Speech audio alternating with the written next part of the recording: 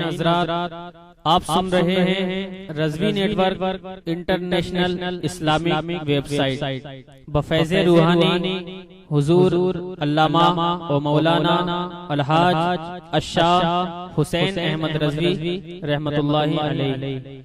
یہاں یوٹیوب پر جو بھی چیز اپلوڈ ہوتی ہے اس سے ہمارا مقصد اور مشن ایک ہی ہے کہ مسلک و مذہب کا تحفظ ہو، لوگ اپنے بزرگوں کے عقائد و افکار سے وابستہ رہیں، اور بالخصوص نوجوان نسل جو روز بروز نجدی ملاؤں اور صلح کلیوں کی گمراہ کن باتوں کو سن کر اپنا ایمان، اپنا عقیدہ خراب کر رہے ہیں، وہ ان کو پہچان کر مسلک اعلیٰ حضرت کو سمجھیں اور اپنے ایمان کو بچائیں۔ اگر آپ حضرات بھی اپنے یہاں کی کوئی کانفرنس، جلسہ، کوئی پروگرام رضوی نیٹ ورک پر اپلوڈ کروانا چاہتے ہیں تو رضوی نیٹ ورک کے بانی جناب الحاج شیخ سجاد حسین رضوی سے رابطہ قائم کریں۔ What's app number 7887474416۔ السلام علیکم ورحمۃ اللہ وبرکاتہ۔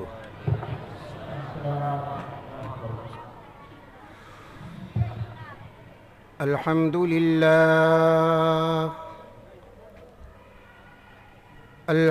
للہ رب العالمین،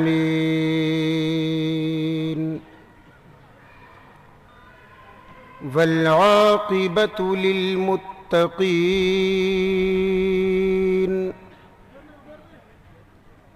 والصلاة والسلام على سید المرسلین، وعلى آلہ الطیبین، واصحابہ الطاہرین، وعلينا معهم إلى يوم الدين۔ أما بعد، فأعوذ بالله من الشيطان الرجيم، بسم الله الرحمن الرحيم۔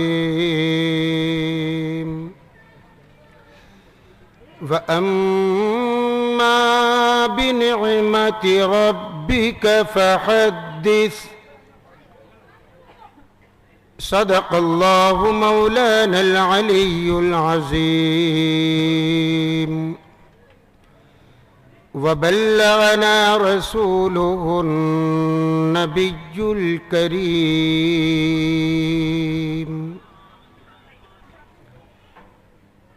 کعبے کے بدر و دجا تم پہ کروڑوں درود، طیبہ کے شمس و ضحا تم پہ کروڑوں درود۔ ذات ہوئی انتخاب، وصف ہوئے لاجواب، نام ہوا مصطفیٰ تم پہ کروڑوں درود۔ جائیں نہ جب تک غلام، خلد ہے سب پر حرام، ملک تو ہے آپ کا تم پہ کروڑوں درود۔ تم پہ کروڑوں سلام، تم پہ کروڑوں درود۔ کام وہ لے لیجئے تم کو جو راضی کرے، ٹھیک ہو نام رضا تم پہ کروڑوں درود کام وہ لے لیجئے جس سے ہم سب کی بنے صدقہ احمد رضا تم پہ کروڑوں درود آواز بڑھائیے سے بآواز بلند محبت کے ساتھ روشی پڑھ لیجئے اللہم صلی وسلم وبارک علی سیدنا و مولانا محمد معدن الجود والکرم وآلہ وصحبہ وبارک وسلم صلاة و سلاما علیک سیدی یا رسول اللہ آج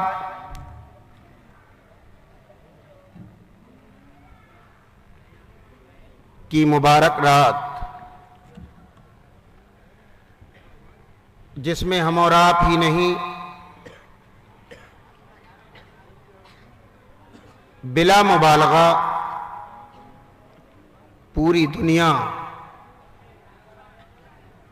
رحمت للعالمین کی یاد میں جشن منعقد کر رہی ہے آج آپ بھی ہم بھی اس مبارک رات میں یہاں جمع ہیں اللہ تبارک و تعالی ہم سب کا یہاں اکٹھا ہونا قبول فرمائے اور سرکار دو عالم صلی اللہ علیہ وسلم کی سچی محبت عطا فرمائے میرے عزیزوں میرے بزرگوں اگر اللہ تبارک و تعالی ایک سال میں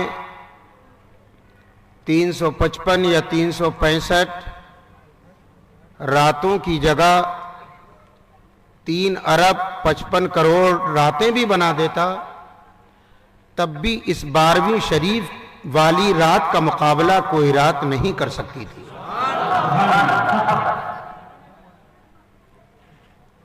یہ بے مثال شب ہے لاجواب رات ہے اللہ اس مبارک رات کے فیوز و برکات سے ہم سب کو مالا مال فرمائے اعلیٰ حضرت رحمت اللہ تعالی علیہ جن کے مقبول کلام کے چند شعر میں آپ کے سامنے رکھوں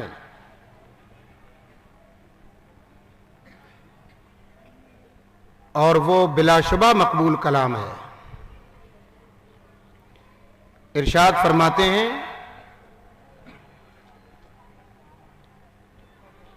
رخ دن ہے یا مہر سما یہ بھی نہیں وہ بھی نہیں رخ دن ہے یا مہر سما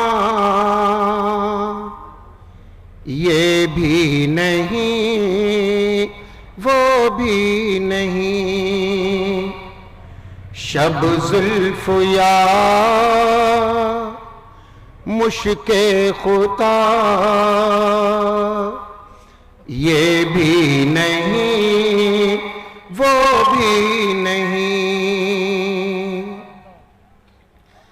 حیدرآباد میں لوگ اردو پڑھتے بھی ہیں بولتے بھی ہیں لکھتے بھی ہیں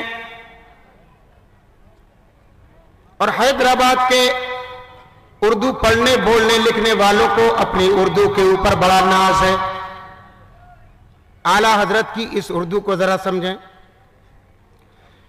رخ دن ہے یا مہر سما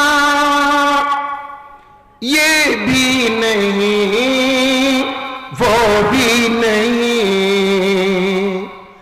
شب زلف یا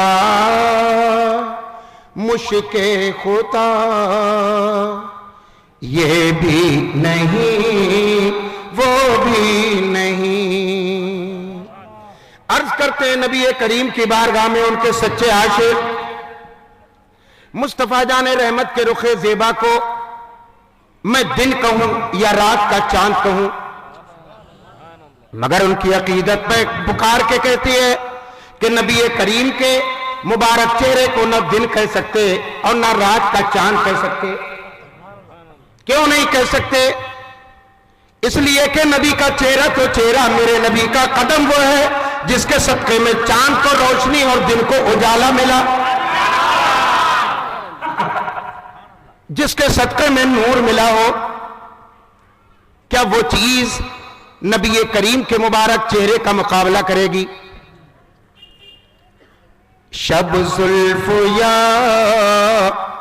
مشک خطا یہ بھی نہیں وہ بھی نہیں۔ نبی کریم کی مبارک کالی کالی زلفوں کو ہم رات کہہ دیں یا ختن کا مشک کہہ دیں؟ ارشاد فرماتے ہیں نہیں، نبی کی کالی زلفوں کو ہم رات بھی نہیں کہہ سکتے اور ان سے ٹپکنے والی خوشبو کو ختن کا مشک بھی نہیں کہہ سکتے، اس لیے کہ میرے نبی کی زلفوں کا صدقہ ہے کہ رات کو کانچ سیاہی ملی، اور نبی کے پسینے کی خوشبو کا صدقہ ہے کہ ختن کے مشک کو نکھت ملی ہے۔ میرے عزیزوں، میرے دوستو، تمہارے نبی صلی اللہ علیہ وسلم کو اللہ نے وہ کمال دیا ہے جن کے ایک وصف پر اگر زبان کھولی جائے تو ان کا وصف ادا نہیں ہو سکتا۔ خدا حضرت نے ایک جگہ ارشاد فرمایا، تیرے تو وصف عیب تنائی سے ہے بری، حیران ہوں میرے شاہ میں کیا کیا کہوں تجھے۔ اللہ نے نبی کریم کو وہ اوصاف دیے ہیں کہ سرور کائنات صلی اللہ علیہ وسلم کے اوصاف کا کوئی تذکرہ کرے، تذکرہ تو کر سکتا ہے مگر حد نہیں کر سکتا۔ ارشاد فرماتے ہیں اعلیٰ حضرت رحمت اللہ تعالی علیہ، خورشید تھا کس زور پر کیا بڑھ کے چمکا تھا قمر، بے پردہ جب وہ رخ ہوا یہ بھی نہیں وہ بھی نہیں۔ صبح ہوتی ہے، پورب سے سورج اپنے چہرے سے نقاب اٹھا دیتے ہیں اور دنیا کی تاریکی کو دور کر کے روشنی میں تبدیل کر دیتے ہیں۔ شام ہوتی ہے، 14ویں کا چاند چمکتا ہے۔ اعلیٰ حضرت کہہ رہے ہیں 14ویں کے چاند اور دن کا سورج جب چمکنے پہ آئے تو بہت چمکے، لیکن جب نبی کریم نے اپنے چہرے سے نقاب اٹھا دیا تو 14ویں کا چاند بھی اس کے سامنے بے نور نظر آ رہا ہے۔ ایک صحابی ہیں جو اپنا مشاہدہ بیان کر رہے ہیں، 14ویں کا چاند چمک رہا ہے، مسجد نبوی شریف میں نبی کریم صلی اللہ علیہ وسلم جلوہ فرمائے۔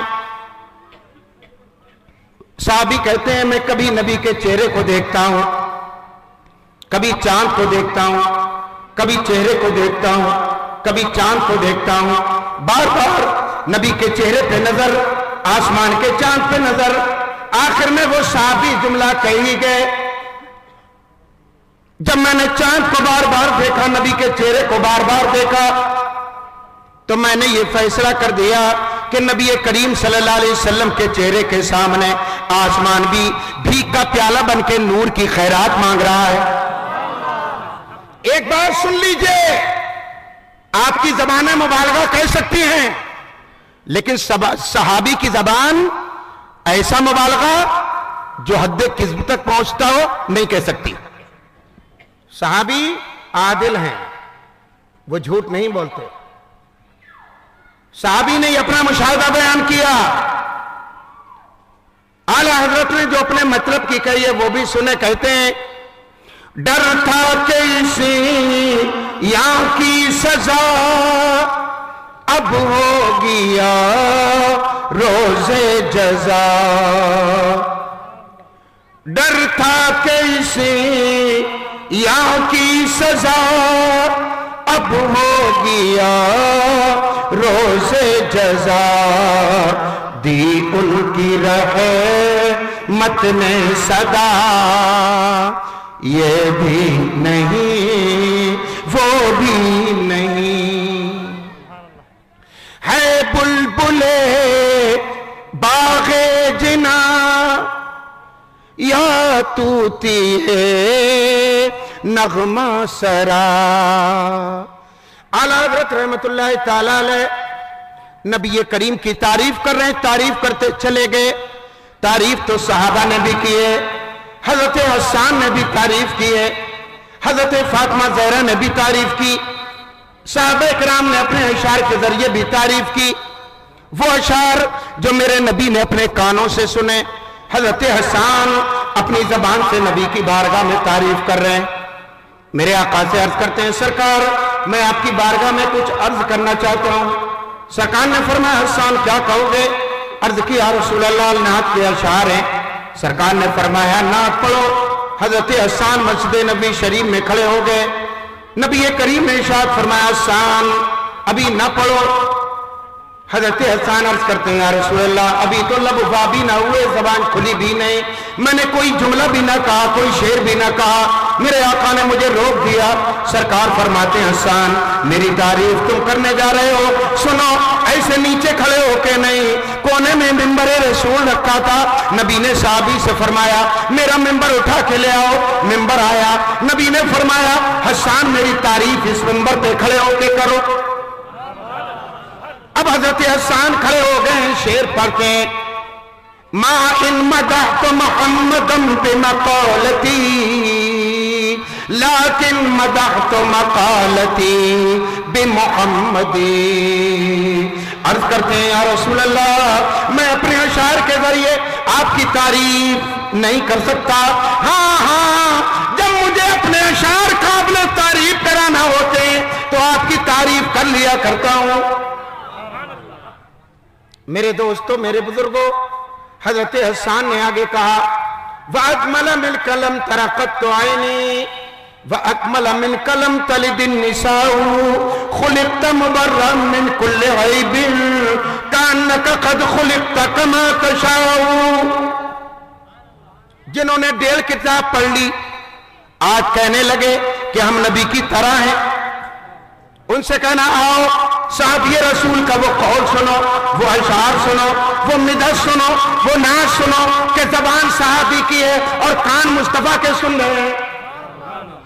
مشیرآباد کی وہ مجلس نہیں، مدینہ منورہ کی مسجد نبی شریف ہے، منبر پہ صحابی کھڑے ہیں اور سامنے مصطفیٰ جان رحمت اپنے کانوں سے سن رہے ہیں۔ حضرت حسان کہتے ہیں یا رسول اللہ آپ سے زیادہ حسین و جمیل میری نظروں نے کسی کو نہیں دیکھا۔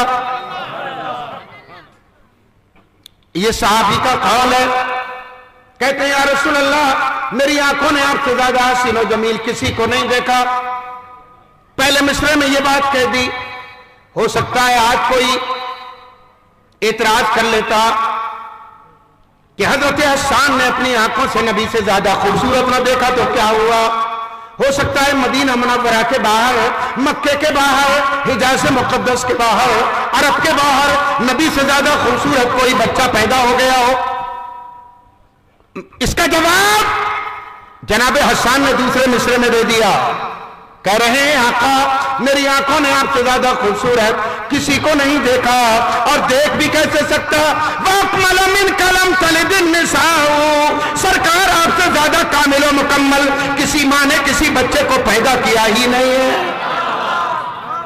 اعلیٰ حضرت نے جب جناب حسان کے شعر کو سنا تو بریلی شریف سے مستانہ بار مدینے کی طرف دیکھ کے کہنے لگے وہ کمال حسن حضور ہے کہ گمان نقص جہاں نہیں، یہی پھول خار سے دور ہے، یہی شمع ہے کہ دعا نہیں۔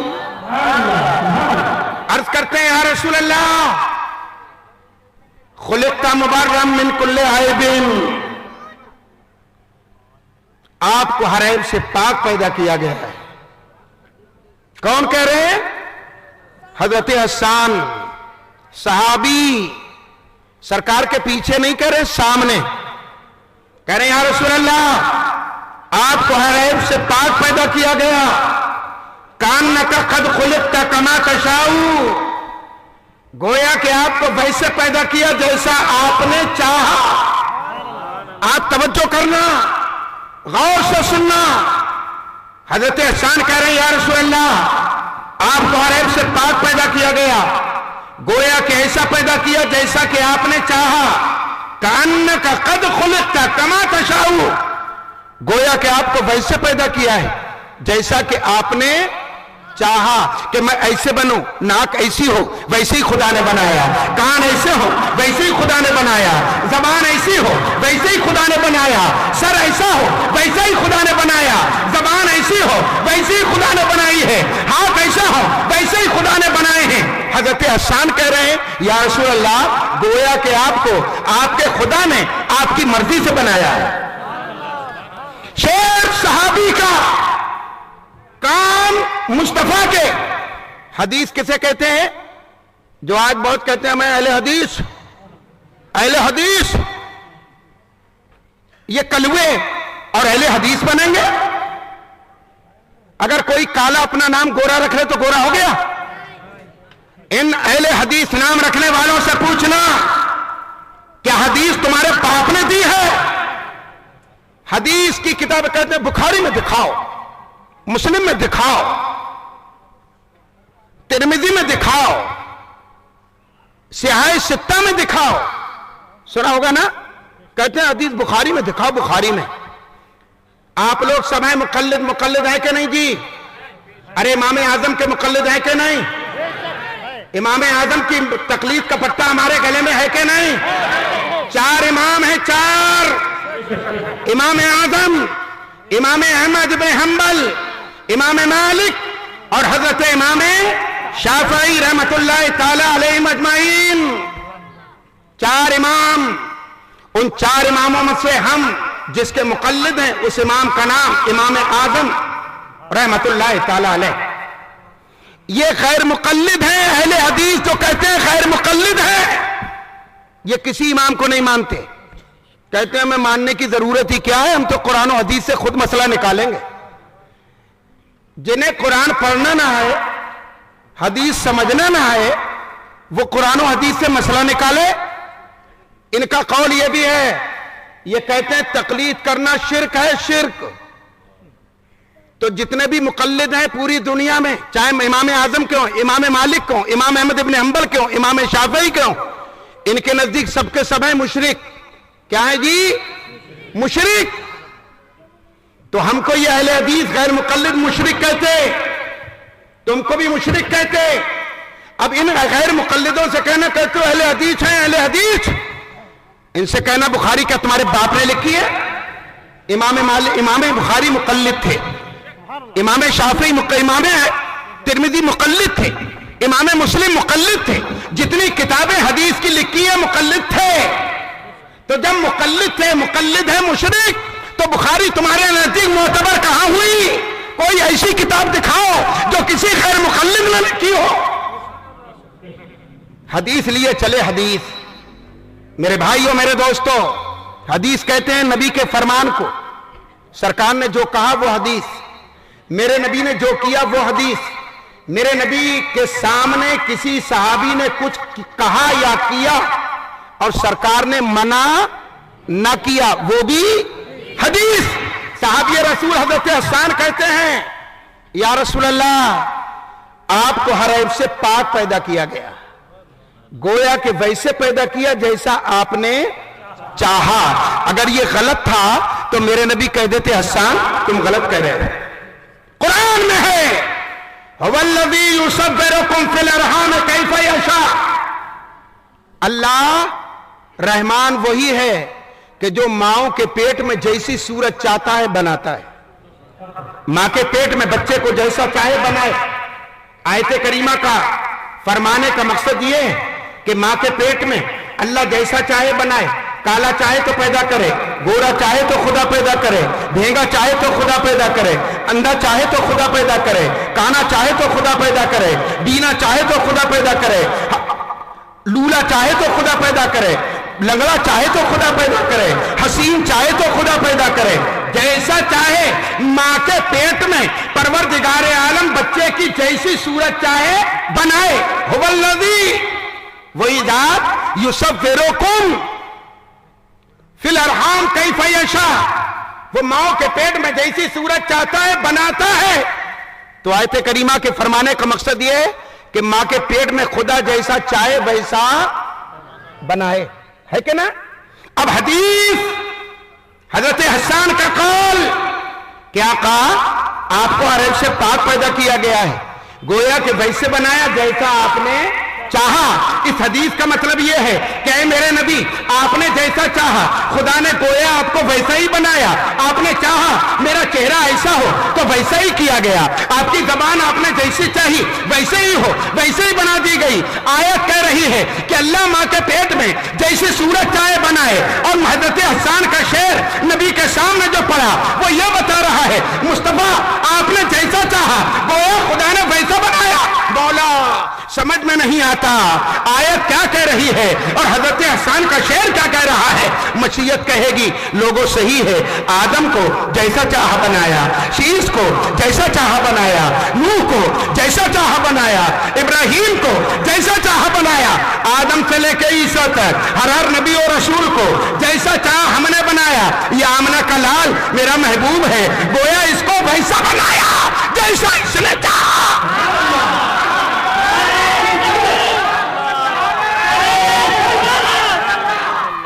میرا مصطفیٰ اس انداز سے پیدا ہوا کہ آسمان کے چاند اور سورج نے، زمین کے فرش اور آسمان کے شامیانے نے کسی ماں کے پیٹ سے ایسا بچہ پیدا ہوتے دیکھا ہی نہیں۔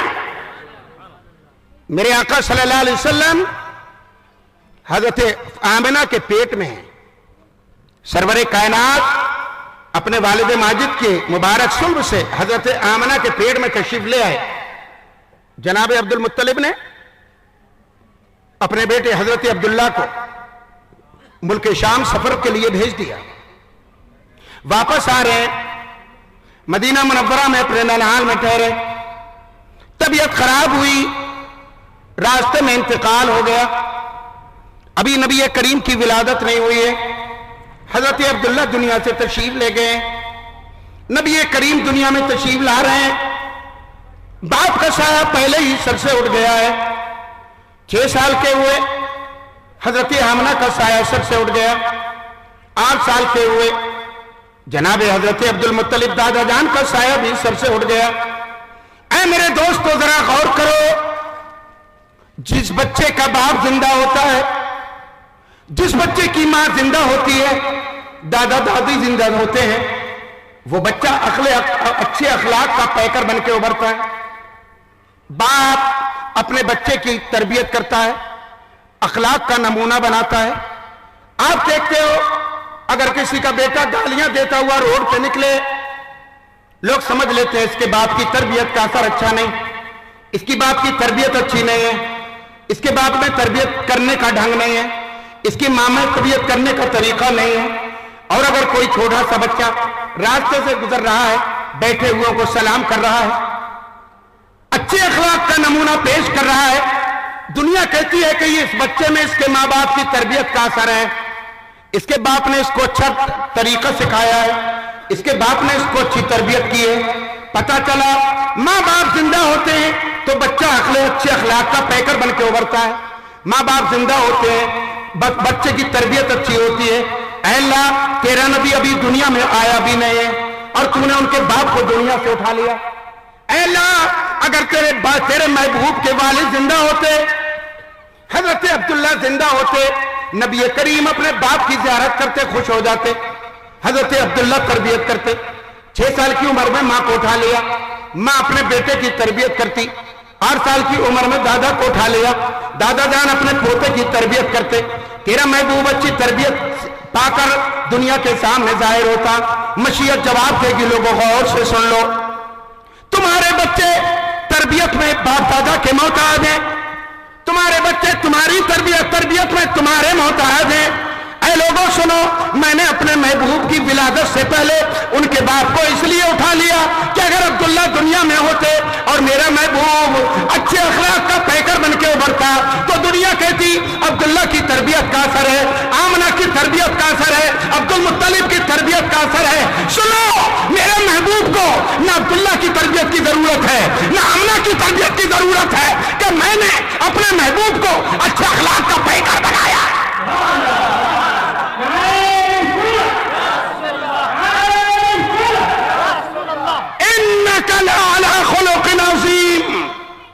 कुरान ने गवाही दी कि बेशक मेरे महबूब आप अजीम अखलाक पर तख्लीक किए गए हैं, आपका अखलाक अजीम है। और कैसा अजीम? छोटा मिलता है तो मुस्तफा मोहब्बत से पेश आते, बड़ा मिलता है तो मुस्तफा मोहब्बत से पेश आते, गरीब मिलता है तो मुस्तफा मोहब्बत से पेश आते, अदना मिलता है तो मुस्तफा मोहब्बत से पेश आते, कैसा भी मिलने वाला है मुस्तफा मोहब्बत से पेश आते। आपने उस बूढ़ी औरत का मामला सुना होगा, लोगों ने कहा था, सुनाया था कि मक्के में एक बच्चा पैदा हो गया है जिसने मक्के में हालात बदल दिए हैं। जो उसको देख लेता है उसका हो जाता है, जो उसकी सुनता है उसका गिरवीदा हो जाता है, जो उससे बात करता है अपना मजहब छोड़ के उसका मजहब कबूल कर लेता है। एक बूढ़ी औरत ने अपना थोड़ा सा असासा इकट्ठा किया, दरवाजे पे बैठ गई किसी मजदूर के इंतजार में, उधर से रहमतें बखेरते हुए मुस्तफा ही तशरीफ ले आए।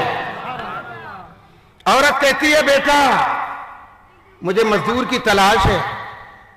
नबी करीम फरमाते हैं, माँ क्या काम है? कहा बेटा मेरी गोदली मेरी ये पुटलिया उठा लो, मुझे मंजिल मकसूद तक पहुंचा दो। सरकार ने उठा ली पोटली, सर पे रख ली, औरत आगे आगे, सरकार साथ में। मेरे आका ने इरशाद फरमाया, बूढ़ी माँ जाने का कहाँ इरादा? का बेटा मैंने सुना है मक्के में एक बच्चा पैदा हुआ है, अब्दुल्ला का यतीम बच्चा, अब्दुल मुत्तलिब का पोता। सुना है कि जो उसकी सुनता है उसी का हो जाता है। उसने हमारे बाप दादा के मजहब की नैया डुबो दी, उसने हमारे बाप दादा के मजहब की खटिया खड़ी कर दी, जो उसे देखता है उसका हो जाता है। बेटा मैं उसी की वजह से भाग रही हूं, कहीं मैं उसको ना देख लूं। मेरे मुस्तफा सुन रहे हैं, कुछ नहीं बोलते, साथ साथ चलते रहे। चलते चलते जब एक जगह पहुंच गए, जब उसकी मंजिल मकसूद आ गई, औरत कहती है बेटा यहां रख दो, सामान रखा, सरकार वापस। औरत कहती है बेटा मजदूरी तो ले जाओ। मेरे मुस्तफा ने कहा मैं मजदूरी की उजरत लेने वाला नहीं हूं। औरत पूछती है बेटा तुम्हारा अखलाक बहुत अच्छा है, नाम तो बताते चलो, नाम तो बता जाओ।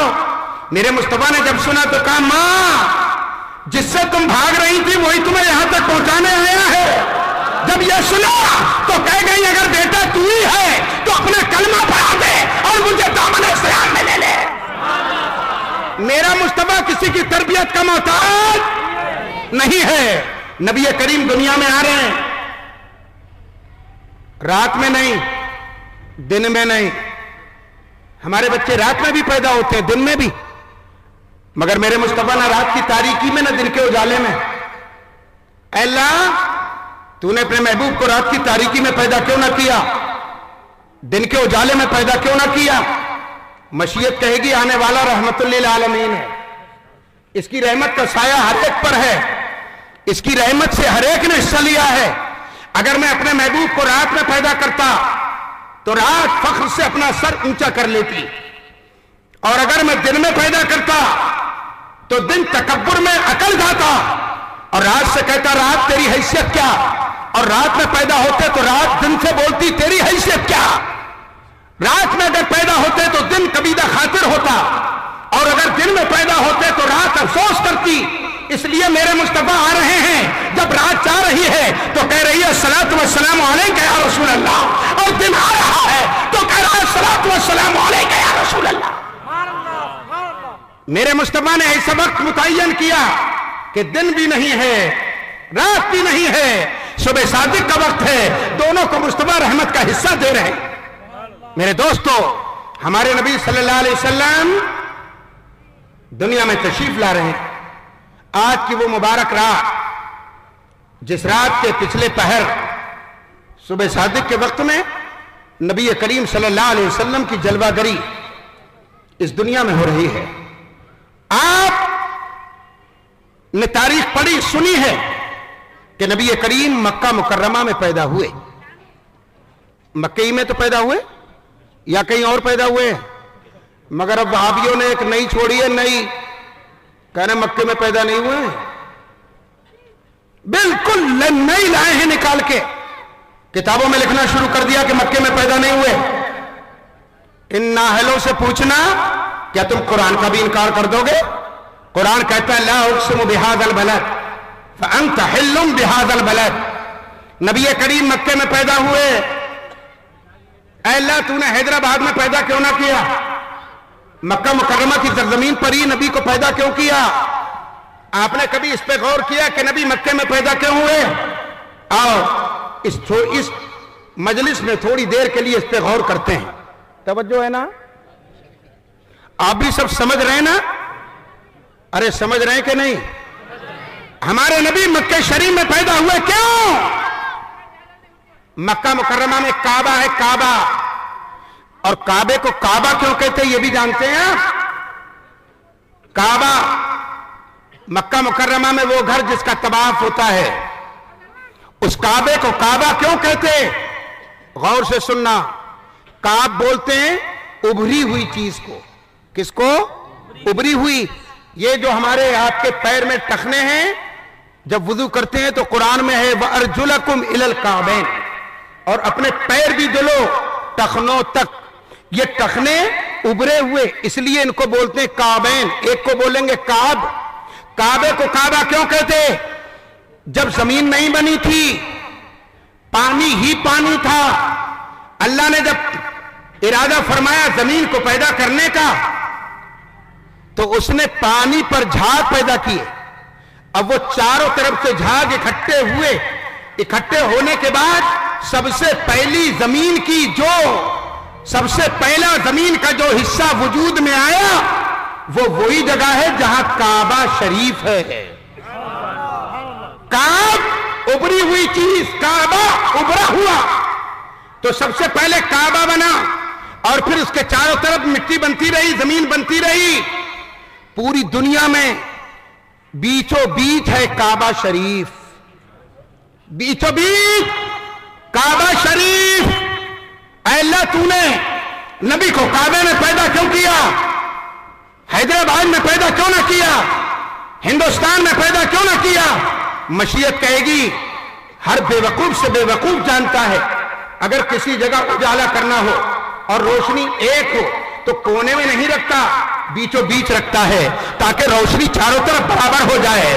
پتہ چلا کہ پروردگار نے آمنہ کے لال کو مکے میں اس لیے پیدا کیا محبوب پوری دنیا میں تاریکی ہے، تو نور ہے اور نور کو بیچ میں رکھا جاتا ہے تاکہ روشنی برابر پھیل جائے. میرا مصطفیٰ نور ہے اور مکے میں نور آ گیا اور سارے دنیا میں برابر اس کی روشنی پھیل گئی. میرے نبی صلی اللہ علیہ وسلم مکہ شریف میں پیدا ہو رہے ہیں. سرور کائنات صلی اللہ علیہ وسلم مکہ شریف میں جلوہ فرما ہو رہے ہیں. 1,24,000 کم و بیش انبیاء کرام کے بعد آنے والی شخصیت حضرت آمنہ کے پیٹ سے دنیا میں آ رہی ہے. آنے کا انداز آپ دیکھیں.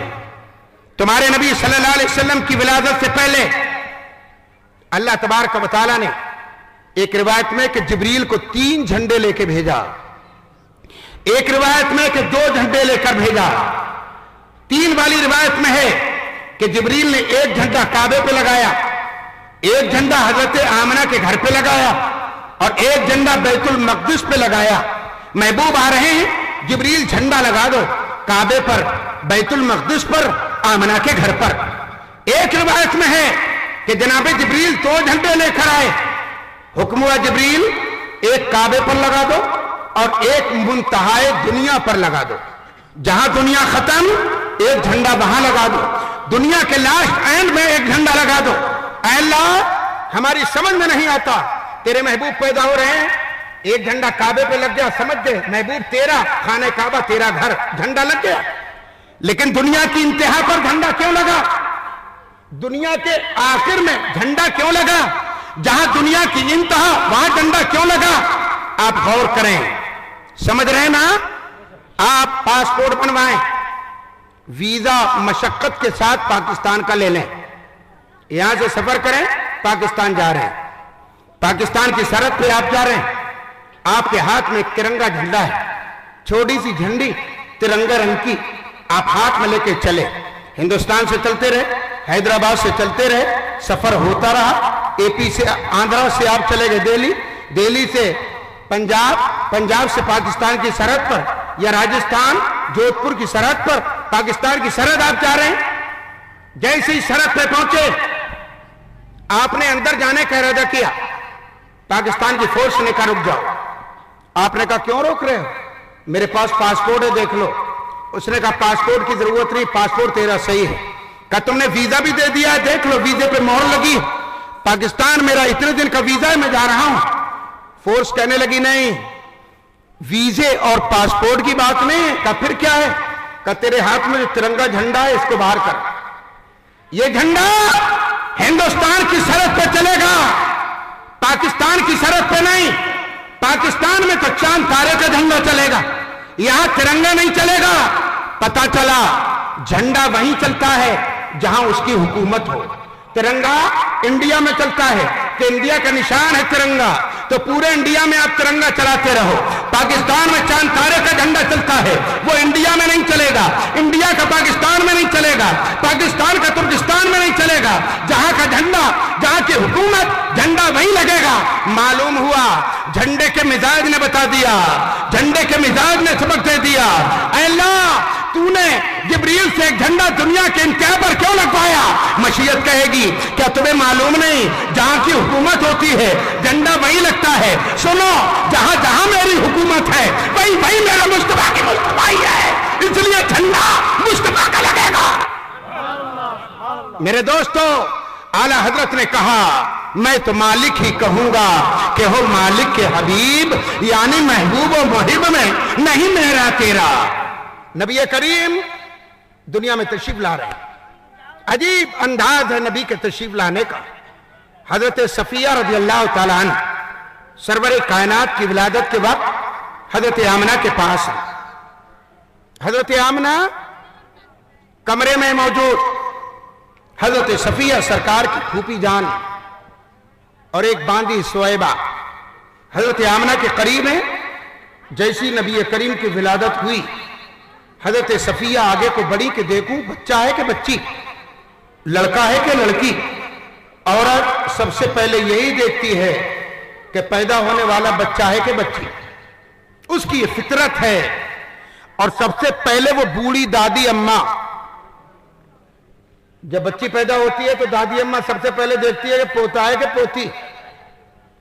اگر پوتی ہے تو دادی اماں کا چہرہ بگڑ گیا، چہرے کا جغرافیہ متغیر ہو گیا، فوراً بھاؤں بنا کے ناک چلا کے باہر نکلی، اور باہر بیٹھے تھے دادا جان کہنے لگی بہو نے لڑکی پیدا کی ہے، منہ بگاڑ کر بولی۔ اور اگر ہو گیا پیدا لڑکا تو بڑھیا سے چلا نہیں جاتا، ڈیل ٹانگ سے دوڑ کے باہر آتی ہے اور آ کے کہتی ہے لڈو باندھو پوتا پیدا ہوا ہے۔ ان عورتوں سے پوچھنا، بوڑھی سے پوچھنا کہ ڈیل ٹانگ کی دادی جب تو پیدا ہوئی تھی تو کیا گڈو تھی؟ ارے تو بھی تو لڑکی تھی، آج اگر دلہن نے لڑکی پیدا کر دی تو اس کا کیا قصور ہے؟ حضرت صفیہ کہتی ہیں کہ میں آگے بڑی دیکھوں لڑکا ہے کہ لڑکی، میں نے دیکھا پیدا ہونے والا بچہ ہے، ننھی سی پیشانی زمین پہ رکھے ہے، ختنہ شدہ ہے، ناف بریدہ ہے، پیشانی زمین پہ رکھ کے کہہ رہا ہے رب حبلی امتی، رب حبلی امتی، رب حبلی امتی۔ اعلیٰ حضرت کے مرید مولانا جمیل الرحمان صاحب بریلوی کہتے ہیں رب حبلی امتی کہتے ہوئے پیدا ہوئے، رب نے فرمایا کہ بخشا الصلاۃ والسلام، کہہ رہے ہیں مولا میری امت کو میرے حوالے کر دے، میری امت کو میرے حوالے کر دے، میری امت کو میرے حوالے کر دے۔ اللہ تعالیٰ نے ارشاد فرمایا اشہدو یا ملائکتی ان حبیبی لا ینسا امتہ عند الولادہ فکیف ینسا ہے یوم القیامہ۔ اے فرشتوں گواہ ہو جاؤ، جب میرا محبوب پیدا ہوتے وقت میں اپنی گنہگار امت کو نہیں بھول رہا ہے تو کل قیامت میں امت کو کیسے بھول جائے گا؟ اعلیٰ حضرت نے جب اس کو دیکھا پکار کے کہا وقت پیدائش نہ بھولے، کیف ینسا کیوں قضا ہو، مصطفیٰ خیر الورا ہو، سربرے ہر دو سرا ہو۔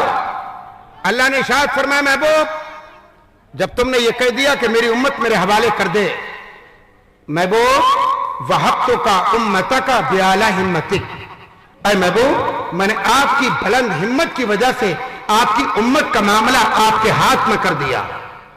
میرے مصطفیٰ آ رہے ہیں، اپنی پیشانی زمین پر رکھ کے کہہ رہے ہیں رب حبلی امتی، آؤ نبی کریم سے دنیا سے جانے کے وقت کے حال کو بھی دیکھیں۔ آقا کائنات دنیا سے تشریف لے جا رہے ہیں، سرور کائنات صلی اللہ علیہ وسلم دنیا سے تشریف لے جا رہے ہیں۔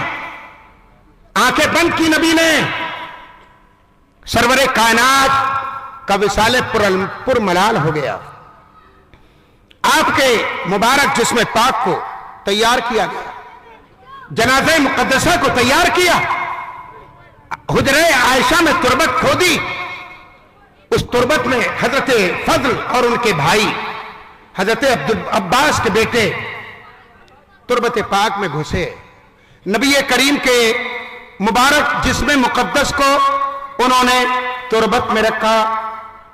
حضرت فضل ابن عباس نے سوچا کہ لاؤ آخری وقت میں نبی کریم کی زیارت کر لوں، سرہانے کا بند کھول دیا، چہرے پاک سے کپڑا ہٹا دیا، جیسی کپڑا ہٹا حضرت فضل ابن عباس کی نظر نبی کے چہرے پہ پڑی، دیکھتے ہیں کہ نبی پاک کے ہونٹ ہل رہے ہیں۔ حضرت فضل ابن عباس نے نبی کریم کے ہونٹوں کو ہلتے دیکھا تو ان کے دل نے ایک بات کہی، ترجمانی بریلی کے اعلیٰ حضرت نے کر دی، تو زندہ ہے واللہ، تو زندہ ہے واللہ، میرے چشم عالم سے چھپ جانے والے۔ نبی کریم کے ہونٹوں کو ہلتا دیکھا، حضرت فضل سوچ رہے ہیں ہو سکتا ہے نبی دنیا سے جاتے وقت میں اپنی بیٹی کو یاد کر رہے ہیں، ہو سکتا ہے اپنے لخت جگر امام حسن و حسین کو یاد کر رہے ہیں، یہ بھی ہو سکتا ہے کہ اپنے صدیق فاروق عثمان اور مولا علی کو یاد کر رہے ہوں۔ حضرت فضل ابن عباس سوچ رہے ہیں کہ نبی دنیا سے جاتے کسے یاد کر رہے ہیں؟ جناب فضل نے اپنے دل سے پوچھا، ہے دل تو بتا نبی کریم دنیا سے جاتے وقت کسے یاد کر رہے ہیں؟ تو دل نے جواب دیا، اے فضل جو نبی اپنے ہونٹ ہلا سکتا ہے وہ اپنی بات تیرے کان میں بھی پہنچا سکتا ہے۔ اے فضل دیر نہ کر، اپنا کان نبی کے مبارک لب پہ رکھ دے اور خود سن لے کہ نبی کسے یاد کر رہے ہیں۔ حضرت فضل نے اپنے کان نبی کے لب پہ رکھے، جیسے ہی کان نبی کریم کے لبھائے مقدسہ پہ رکھے، وہ لبھائے مقدسہ جن کے لیے اعلیٰ حضرت نے کہا پتلی پتلی گلے قدس کی پتیاں، ان لبوں کی نزاکت پہ لاکھوں سلام۔ حضرت فضل نے اپنے کان نبی کے مبارک منہ پہ رکھ دیے، اور وہ منہ جس کے بارے میں اعلیٰ حضرت نے کہا، وہ دہن جس کی ہر بات وحی خدا، غنچہ علم و حکمت پہ لاکھوں سلام۔ کان فضل کے نبی کے لب پہ رکھے، جیسی کان نبی کے لب پر رکھے، فضل نے فوراً سر اٹھا دیا۔ جنت البقیع شریف میں سو رہے ہیں حضرت عباس کے بیٹے، چلو ان کے مزار پہ کھڑے ہو کے پوچھ لے، اے صاحب یہ رسول آپ نے نبی کے لبوں پہ کان رکھے تھے یہ بات سننے کے لیے کہ نبی دنیا سے جاتے وقت میں کسے یاد کر رہے ہیں؟ فضل بتا دیجئے نبی نے کسے یاد کیا تھا؟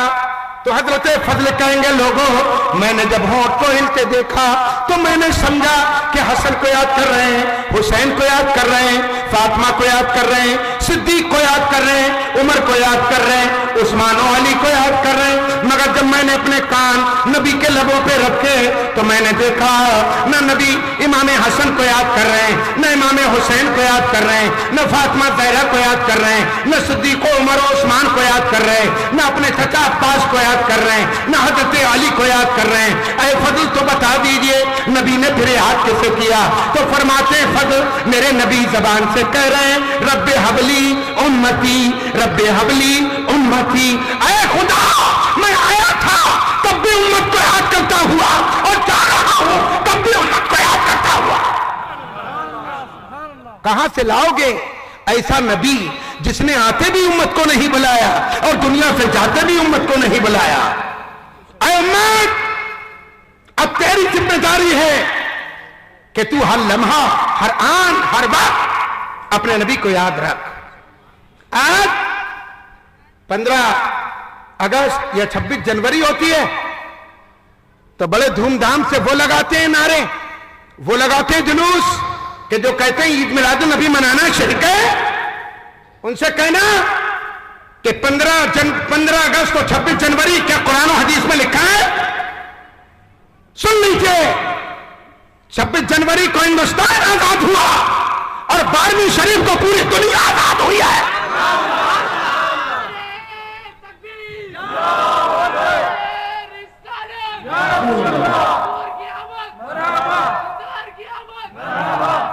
میں نے مانا کہ 26 جنوری کو ہندوستان آزاد ہوا مگر 12ویں شریف کو انسانیت آزاد ہوئی، انسانیت کو آزادی ملی۔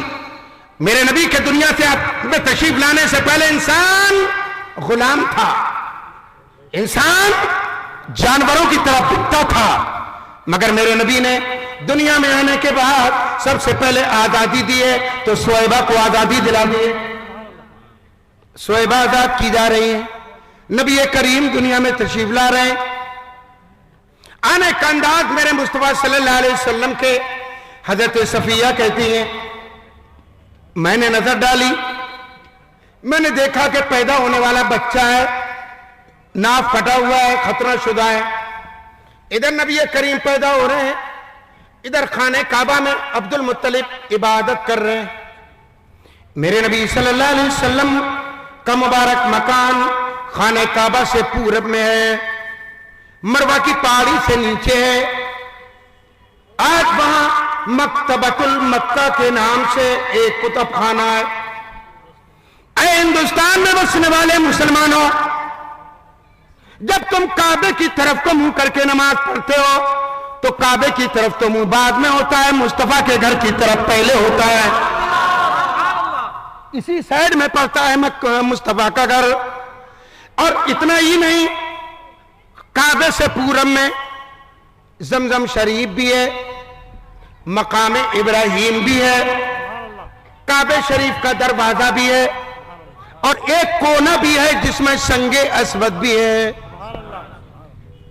پورب سے جب سجدے کی نیت کرتا ہے، نماز پڑھتا ہے انسان کعبے کی طرف منہ کر کے، تو یہ عظمتیں سب سامنے ہوتی ہیں۔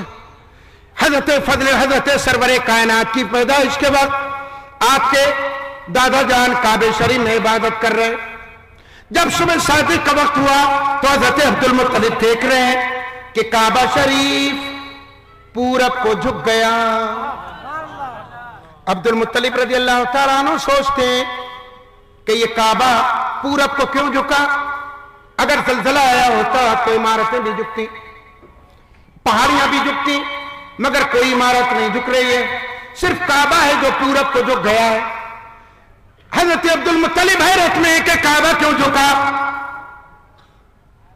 تھوڑی دیر میں آنے والے نے آ کر خوشخبری دے دی، اے سردار مکہ، اے سردار قریش عبد المطلب، آپ کعبہ شریف میں ہیں، اپنے مرحوم بیٹے عبداللہ کے گھر کی خبر لیجئے، وہاں تو چاند و سورج سے زیادہ خوبصورت بچہ دنیا میں تشریف لا چکا ہے۔ حضرت عبد المطلب نے جب اس کو سنا تو فوراً ان کے دل نے ایک آواز لگائی، مولانا جمیل الرحمان نے اس کی ترجمانی کر دی. کہہ رہے ہیں اہل حرم نے غور سے دیکھا تو یہ کھلا کعبہ جھکا ہوا ہے تیرے گھر کے سامنے. حضرت عبد المطلب چلے اپنے بیٹے کے گھر کی طرف. جیسے گئے ہیں حضرت آمنہ کے گھر کی طرف, عبد المطلب کہتے ہیں میرا بیٹا, میرا لاڈلا, میرا لگتے جگر مجھے دکھاؤ. حضرت عبد المطلب کے ہاتھوں میں جب میرے مصطفیٰ کو دیا گیا, نبی کریم کے مبارک جسم پاک کو, نبی کریم کے نور مقدس کو, اس چھوٹے سے مجسمے کو اپنے گود میں لے کے چلے کعبے کی طرف. جیسے ہی حضرت عبداللہ کے گھر سے نکلے, مجھے صحیح پھر سے بتا دینا, صحیح بتانا آپ لوگ سمجھ رہے ہو کہ نہیں سمجھ رہے ہو. حضرت عبد المطلب کعبے کی طرف کو چلے. جیسے ہی اپنے گھر سے, اپنے بیٹے کے گھر سے نکلے, برابر میں پہاڑ ہے جس کا نام جبل بو قبیس ہے. جبل بو قبیس کی پہاڑی پر جو چونٹی تھی وہ جھک گئی اور جھک کے کہتی ہے الصلاۃ والسلام علیک یا رسول اللہ. میرے نبی صلی اللہ علیہ وسلم کو دادا جان لے کے آگے بڑھے. مروہ کی پہاڑی سے آواز آئی الصلاۃ والسلام علیک یا رسول اللہ, اور آگے بڑھے. حضرت مقام ابراہیم سے آواز آئی الصلاۃ والسلام علیک یا رسول اللہ. ابھی تھوڑا آگے کو بڑھے کہ کعبہ خود چلا اور خود چلتے چلتے جھکا اور سجدے میں گرا. اعلیٰ حضرت نے دیکھا تو پکار کے کہا جس کے سجدے کو محراب کعبہ جھکی ان بھووں کی لطافت پہ لاکھوں سلام.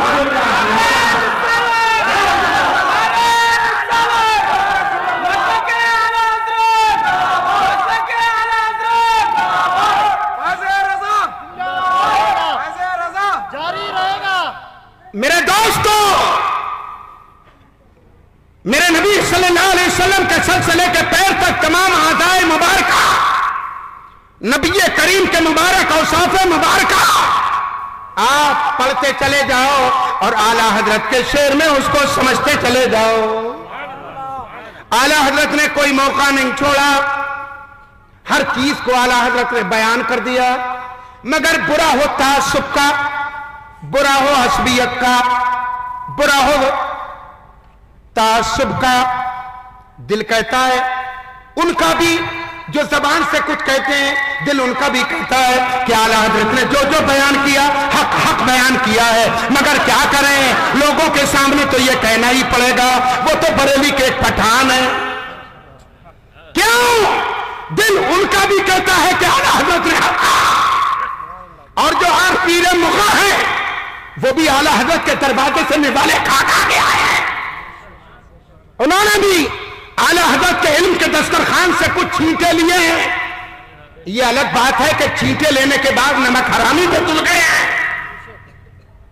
ہونا تو یہ چاہیے کہ جس کا کھاؤ اس کا گاؤ.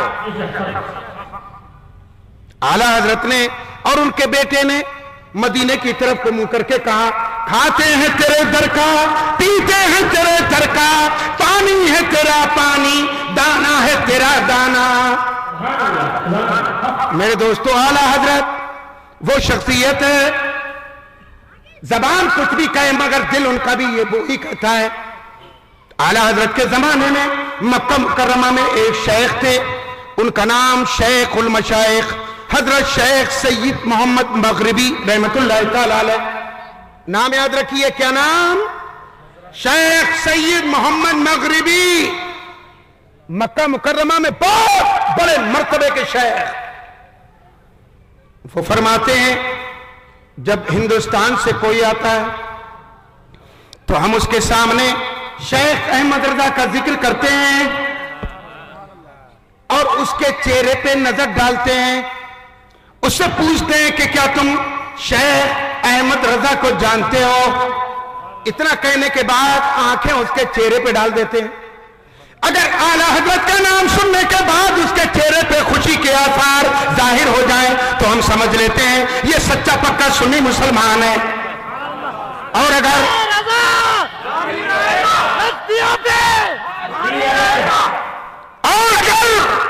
اعلیٰ حضرت کا نام سن کر چہرے کا جغرافیہ بدلنے لگا تو ہم سمجھ لیتے ہیں کہ اس کے دل میں نبی کی محبت نہیں ہے. शेख सैयद मोहम्मद मगरिबी इश्क मुस्तफा की जांचने के लिए जो थर्मामीटर बताते हैं आला हजरत। आज हैदराबाद वालों, तुम्हारे सामने न जाने कैसी कैसी बातें आती। आला हजरत हैदराबाद में महदूद नहीं है, और जो यहां के हैं वो यही महदूद है। जो यहां के हैं वो इतने ही बीच में है बस। और आला हजरत को खुदा ने पूरी दुनिया में मशहूर किया है। हैदराबाद के कोने में बैठने वाला कह दे कि रजवी नया सिलसिला, रजवी नया सिलसिला। मैं कहता हूं आंखों से आदम का अगर फैज मिलेगा तो आज रजवी सिलसिले में मिलेगा।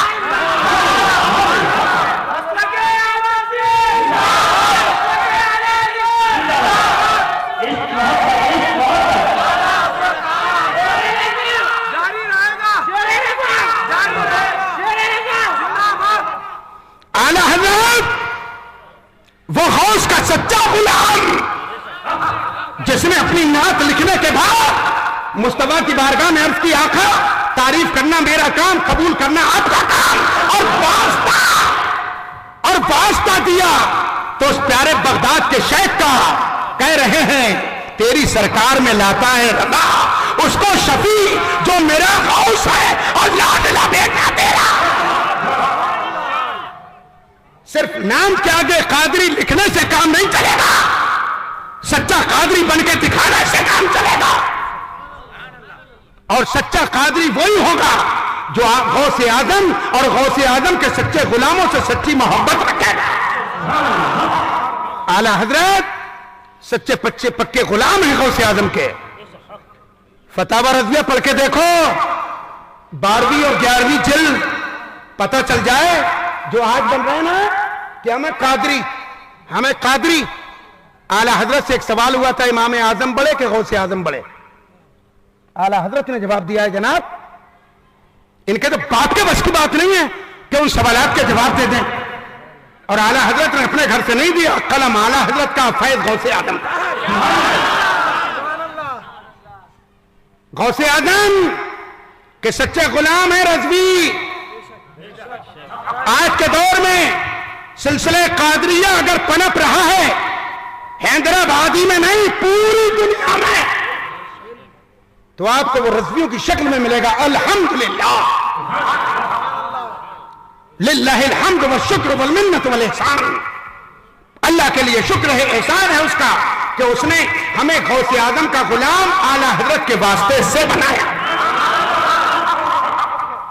कादरी सिलसिला है मुकद्दर मेरा, कादरी सिलसिला है मुकद्दर मेरा। मुझको निस्बत ये अहमद रजा से मिली। मेरे दोस्तों, मेरे बुजुर्गों, हजरत अब्दुल मुत्तलिब अपने पोते को लेकर चले खाने काबा में। जैसे ही काबे शरीफ के करीब पहुंचे, काबा झुका, सजदे में गया। हजरत सरवरे कायनात को सजदा कर रहा है। आला हजरत कह रहे हैं जिसके सजदे को मेरा बे काबा झुकी, उन भवों की लताफत पे लाखों सलाम। सरवरे कायनात को लेकर आए, वापस कर दिया। सुबह हुई, एक कुरैशी काबे में गया।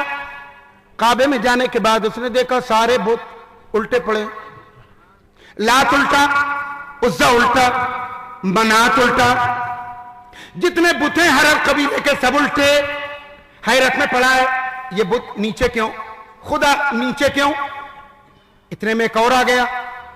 आने के बाद वो इंसान कहता है तीसरा आ गया, चौथा आ गया, 5 आ गए। 5 लोग हैं, एक अपनी अपनी कहता है कि भाई आज तो बड़ा ताज्जुब हुआ। का क्या है?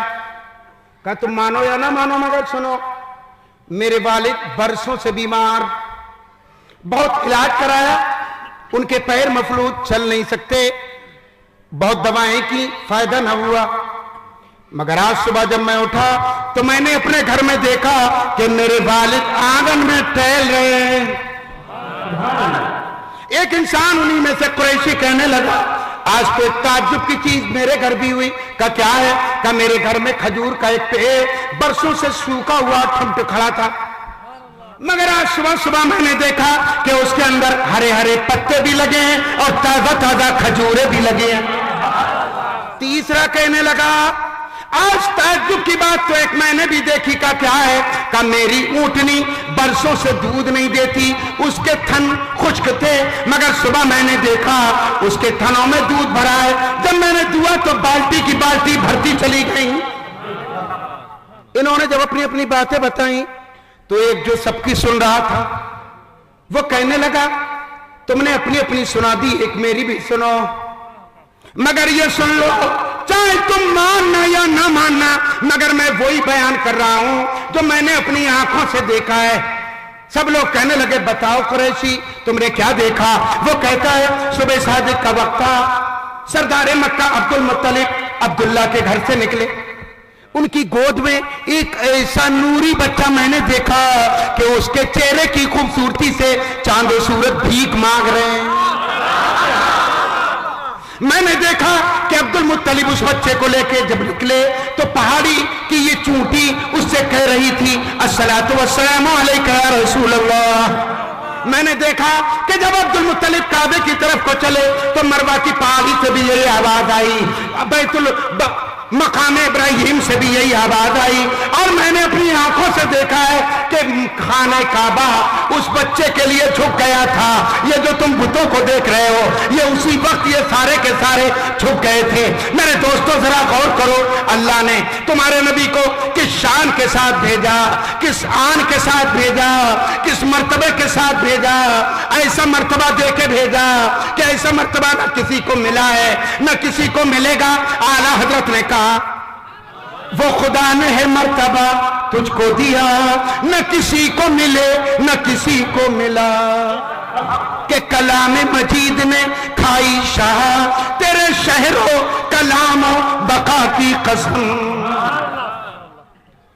मैं अपनी बात अब मुख्तसर करूं, वक्त काफी हो गया, आप भी थक गए होंगे, लेकिन इतना मैं समझता हूंगा कि जो मैं अर्ज कर रहा हूं, जो मेरे मारूजात हैं, वो आप समझ जरूर रहे हैं। उससे कोई फायदा नहीं कि मैं बयान करूं आप समझ ना सके। समझ रहे ना? हज़रत आमना कहती हैं कि जैसी मेरा बच्चा पैदा हुआ एक नूर निकला, उस नूर की रोशनी में मैंने मुल्क शाम के महलों को देख लिया। आपने पढ़ा है, सुना है, लेकिन क्या कभी आपने इस पर गौर किया कि हज़रत आमना ने कैसे देख लिया? जब बच्चा पैदा होता है तो औरत कमरे में होती है, पर्दे में होती है। मैं आपसे पूछता हूं, मुझे बताओ, यहां बैठे हो, बिलाल मस्जिद पे जरा नजर डालना, दिखेगी आपको? मीनार ऊपर का देख रहे हो, दरवाजा मुझे बताओ दिख रहा है? क्यों? आपकी आंख और दरवाजे के बीच में कुछ पर्दे हायल हैं। ये कानून है, उसूल है, ज़ाब्ता है नजर आने का कि राई और मरी के बीच में कोई चीज हिजाब ना हो। मरी उसे बोलते हैं जिसको देखें, राई उसे बोलते हैं जो देखता है। मिसाल के तौर पे आप मुझे देख रहे हैं तो आप राई हुए, मैं मरी। मैं आपको देख रहा हूं, मैं राई हुआ, आप मरी। आपकी नजर मुझ पे पड़ रही है, आप मुझे देख रहे हैं, मेरी नजर आप पे पड़ रही है, आप मुझे देख रहे हैं, यह कि नहीं? लेकिन मेरे भाई, अगर कोई पर्दा बीच में आयल हो तो क्या आप मुझे देखोगे? ये मैं पर्दा कर रहा हूं, आपने मुझे देखा, मैंने आपको, क्यों? कि आप और उस चीज के दरमियान ये रुमाल पर्दा बन गया। अल्लाह, जब बीच में पर्दा हायल हो तो नजर नहीं आता। बिलाल मस्जिद के गेट और तुम्हारी नजर के सामने जितनी इमारतें हैं, इनको गिरा दो तो आपको बिलाल मस्जिद का गेट नजर आ जाएगा। आ जाएगा ना? अल्लाह, जब मरी और नजर के सामने कोई चीज हायल हो तो नजर नहीं आती, पर्दे हट जाएं तो नजर आता है। हजरत आमना कहती हैं कि मैंने मुल्क शाम के महलों को देख लिया, हमारी समझ में नहीं आता। क्यों? उसकी वजह यह है कि जब बच्चा पैदा होता है तो औरत पर्दे में होती है, औरत हिजाब में होती है।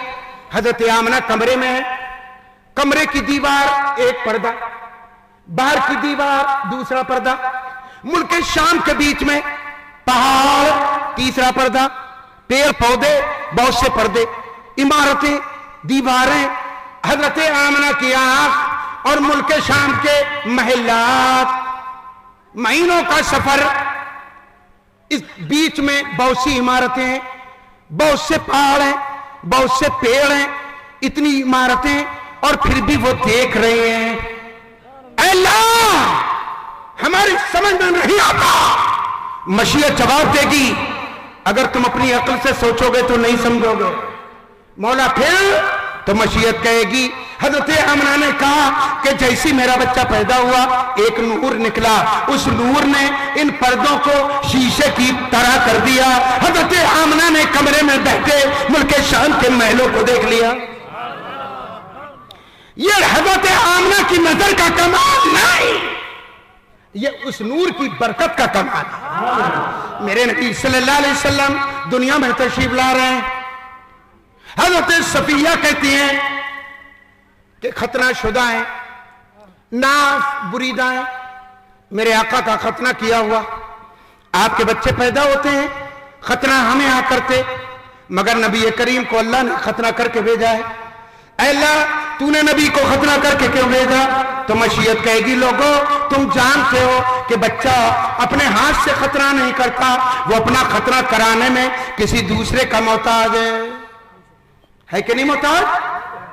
اے اللہ ہمارے بچوں کا ختنہ یہاں ہوتا، تو نے اپنے نبی کو ختنہ کر کے بھیجا۔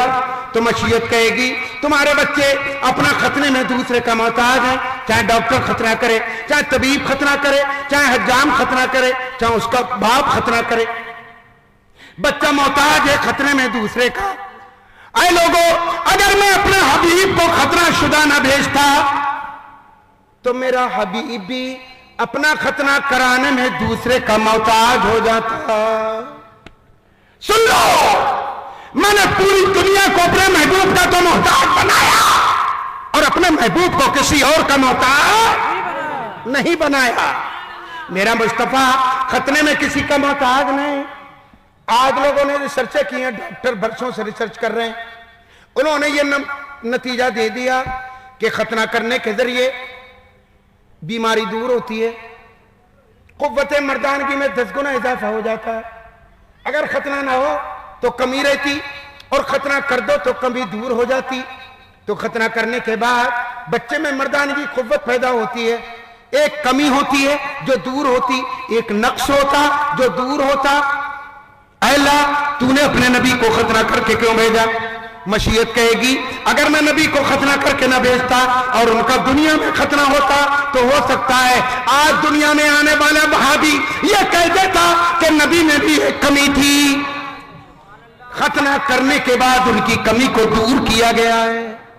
اس لیے میں نے اپنے نبی کو ختنہ کر کے بھیجا تاکہ دنیا سمجھ لے کہ تمہارے اندر تو کمیاں ہیں، میرا محبوب کمی سے پاک پیدا کیا۔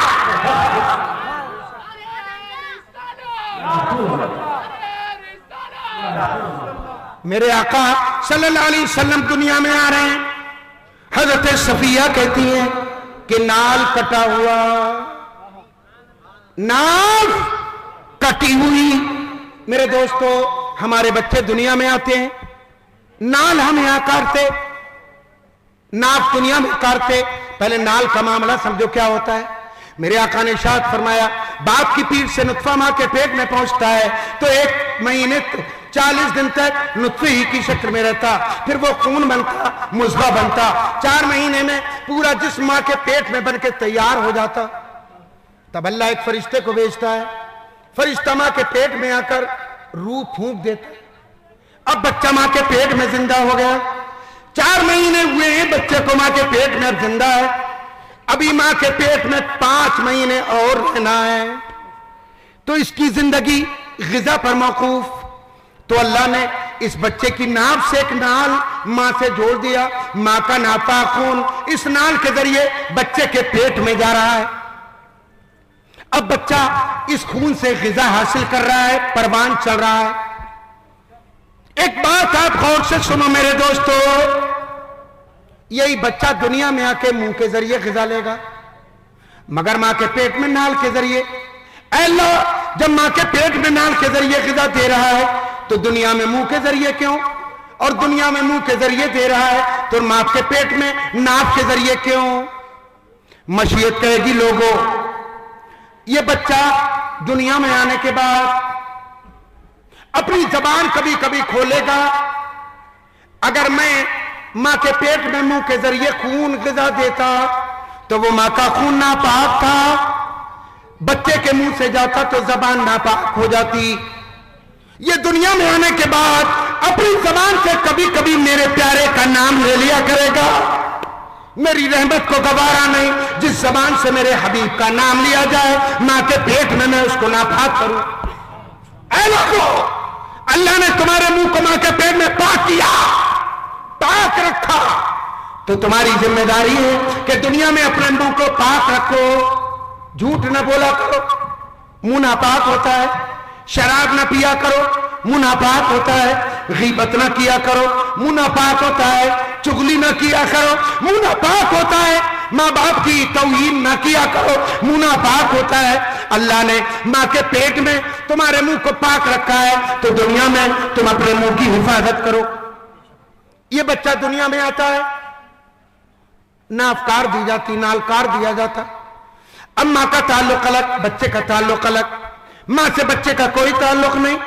अब दूध पिएगा तो मुंह के जरिए, दवा पिएगा मुंह के जरिए, ग़िज़ा खाएगा मुंह के जरिए, नाक के जरिए ग़िज़ा, मां के पेट में, दुनिया में ग़िज़ा मुंह के जरिए। अल्लाह, हमारे बच्चे दुनिया में आए तो नालकार दिया, और तेरा महबूब दुनिया में आ रहा है तो नाल कटा हुआ क्यों? नाक कटी हुई क्यों? मशीयत कहेगी लोगों, ये नाल का जुलना ये खाकी बशर के लिए है। मां का खून ये ग़िज़ा बनेगा खाकी बशर के लिए। अल्लाह, फिर तेरे नबी की ग़िज़ा मां के पेट में क्या है? तो मशीयत कहेगी मेरा महबूब नूर है, और नूर की ग़िज़ा मां का खून नहीं होता, इसलिए मेरा मुस्तफा नाल कटे हुए आ गए। अब जो कहता है कि हम नबी की तरह, उससे कहना नादान, मां के पेट में तू क्या नबी की तरह था? मेरे नबी का तो नाल कटा हुआ, तेरा नाल, और अगर तेरा नाल दुनिया में काट दिया गया तो जब तेरी बीवी 8 महीने 25 दिन की हामिला हो, डॉक्टर कह दे कि 5 दिन के बाद बच्चा होगा, तो तू अपनी बीवी को अस्पताल ले जाना, सर्जन से कहना मेरी बीवी का पेट चाक करो, नाल काट दो और फिर ऑपरेशन बंद कर दो, सिल दो।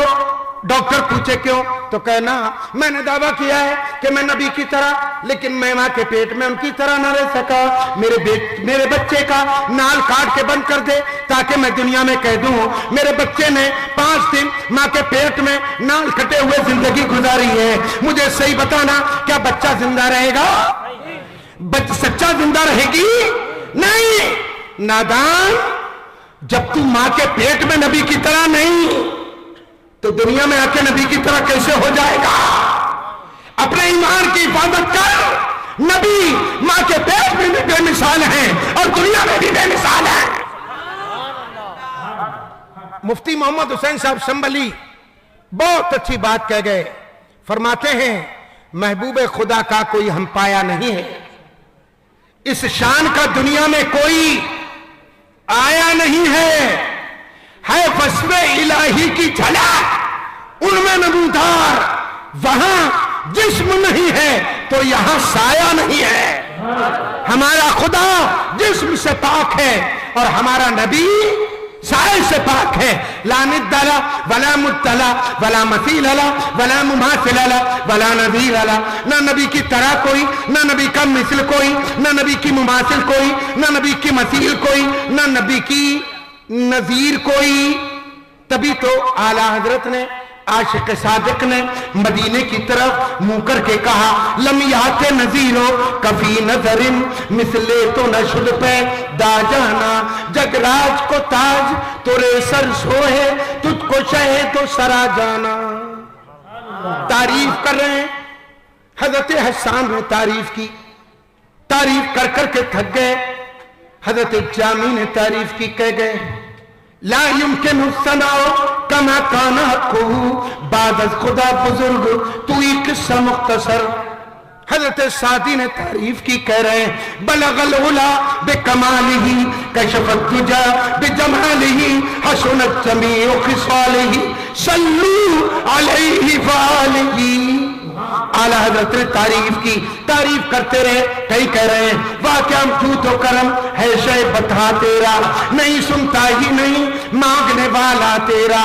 کئی کہہ رہے ہیں ان کی مہک نے دل کے غنچے کھلا دیے ہیں، جس راہ چل دیے ہیں کوچے بسا دیے ہیں۔ کئی کہہ رہے ہیں عرش کی عقل دنگ ہے، چرخ میں آسمان ہے، جانے مراد اب کدھر ہائے تیرا مکان ہے۔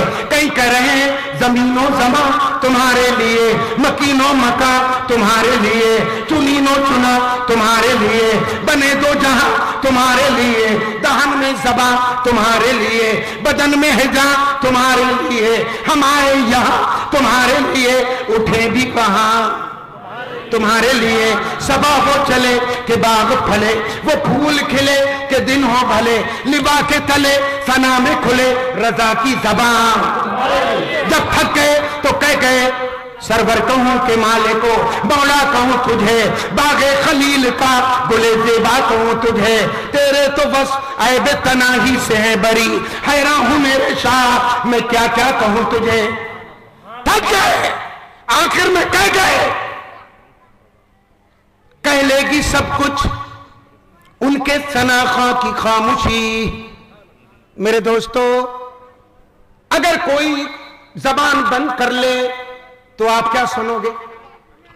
زبان بند کرنے کے بعد سامنے والوں کو کیا سنائے گا؟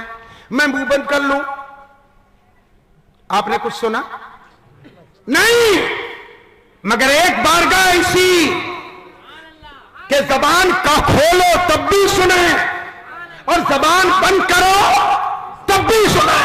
کہہ رہے ہیں کہہ لے گی سب کچھ ان کے ثنا خاں کے خاموشی، چپ ہو رہا ہوں کہہ کے میں کیا کیا کہوں تجھے۔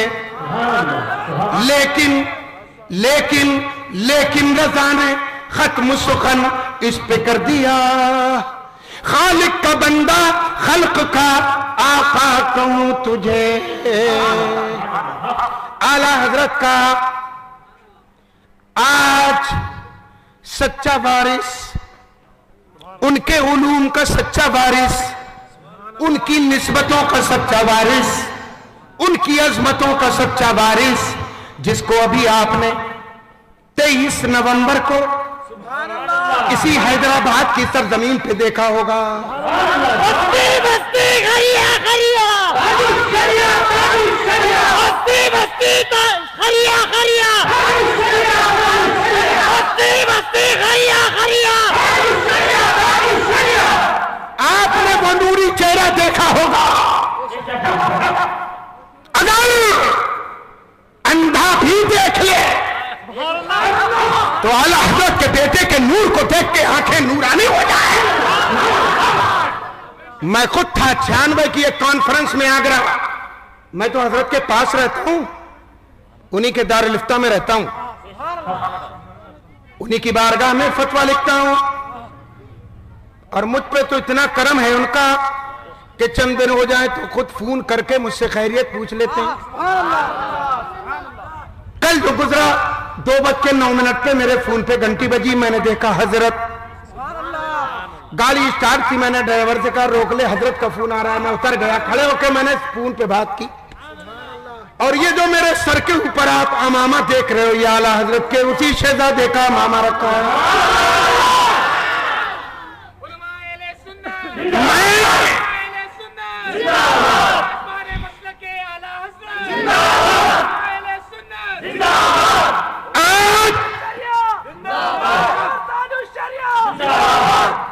حیدرآباد میں شیخ بن جانا کمال نہیں، علاقے میں شیخ بن جانا کمال، اپنے چند مریدوں میں پیر مغاں بن جانا کمال۔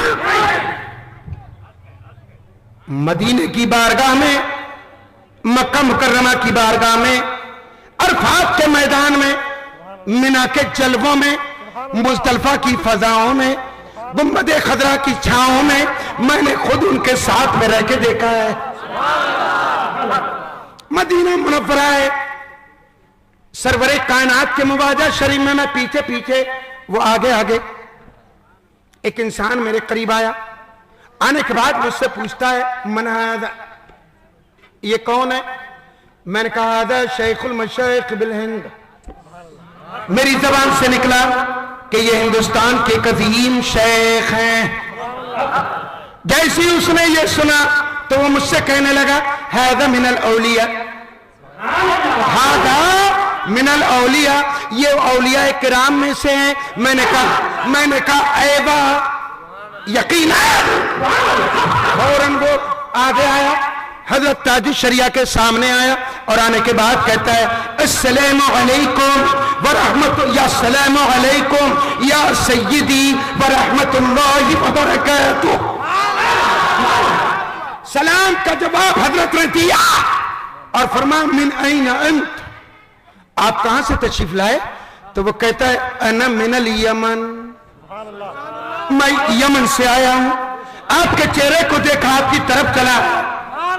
वही गुंबद खदरा के सामने अस्वाक हरम, अस्वाक हरम मार्केट है, उसके ऊपर जो रूम है सवाले बिन लादेन का रूम है। वो सवाले बिन लादेन जद्दा का एक बहुत बड़ा शेख, और ऐसा शेख कि उसकी महफिल मीलाद में मैंने शिरकत की, हजरत ने भी की।